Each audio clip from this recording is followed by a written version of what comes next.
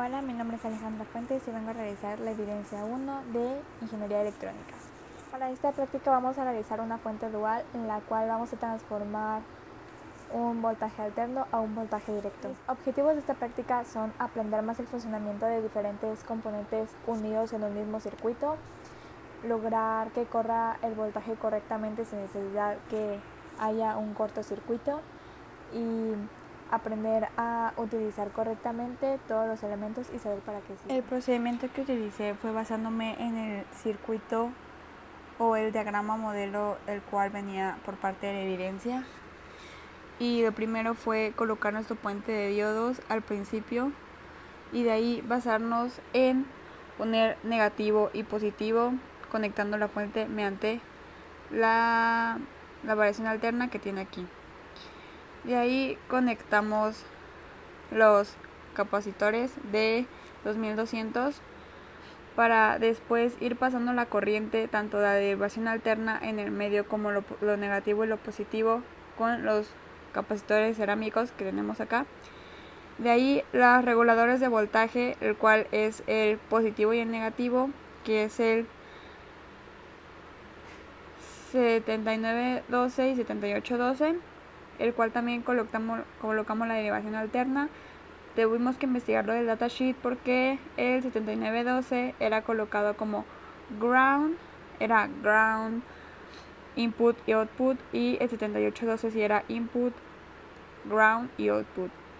Al final colocamos los capacitores de 220 para al final tener las terminales que salían positivas y negativas, de la cual donde medimos el voltaje y nuestra derivación alterna. Acá se va a conectar nuestra fuente de derivación alterna y acá se va a conectar al positivo y negativo. Mis resultados esperados son que al momento de poder conectarlo al transformador y a la corriente eléctrica se pudiera convertir correctamente el voltaje, al igual usando la derivación alterna aquí conectada, aquí la fuente positivo y negativo, y que al momento de medir acá pudiéramos corroborar que se medía correctamente la corriente y que diera un aproximado de 16 voltios. De nuestro diagrama fue donde nos pasamos para realizar el circuito, el cual tiene aquí la entrada de energía de los 110 voltios de corriente alterna, el fusible, el cual nos salva de cualquier cortocircuito, nuestro transformador, ahí está la derivación central, la cual conecta todo el circuito, la positivo y negativo, el cual conecta al puente de rectificador en sus lados alternos. Positivo y negativo salen para conectar nuestros capacitores, tanto los electrolíticos, los cerámicos. Después se conectan nuestros reguladores de voltaje, positivo y negativo respectivamente, y al final otros capacitores electrolíticos y nuestras salidas o terminales en las cuales se mide el voltaje de nuestra fuente dual. Los componentes que utilicé para esta práctica son un transformador, un fusible, un cable con clavija para conectar nuestro transformador, pequeños cablecitos, un juego de cables para protoboard, un puente de rectificador, dos capacitores de electrolíticos de 2200, dos capacitores cerámicos, dos reguladores de voltaje, que uno es 7812 y el otro 7912, los dos capacitores de aquí electrolíticos también, que son de 220, y sería todo. Las herramientas que utilicé son un cautín para soldar las puntas del transformador y que fuera más seguro, unas pinzas de corte, unas pinzas de punta para ayudarme a acomodar los elementos y un multímetro. El voltaje de la salida del fuente dual es